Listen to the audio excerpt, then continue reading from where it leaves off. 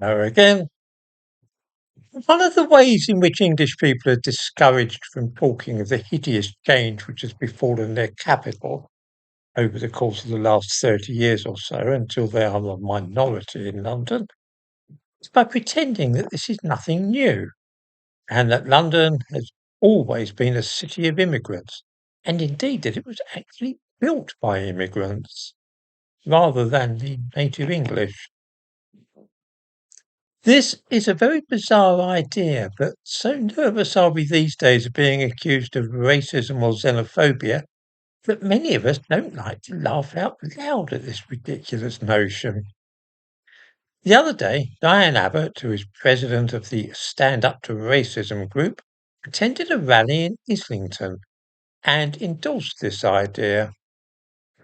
I thought that it might be interesting to look in detail at how much truth, if any, there is in the idea that immigrants or migrants, as most people call them these days, built London.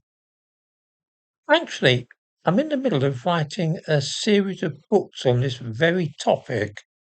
Prehistoric London and Exploring Roman London are the first two. They've already been published, and I'm now writing one about Saxon and Viking London.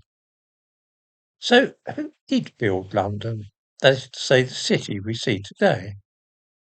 Well, the Romans built a few things like temples and an amphitheatre, but these are now buried underground along with the basilica, so we can't really count them as being part of the London that we see.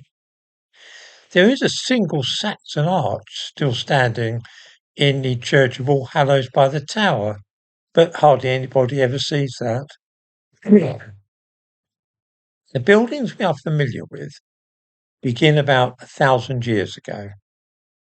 At that time, there were between 2 and 2.5 million Saxons living in England. The Norman invasion consisted of only a small number of people coming here from France, no more than 8,000. The Tower of London and a few churches were built at that time, but these were constructed not by migrants, but by the forced labour of the English. There were only a handful of immigrants over the next 500 years.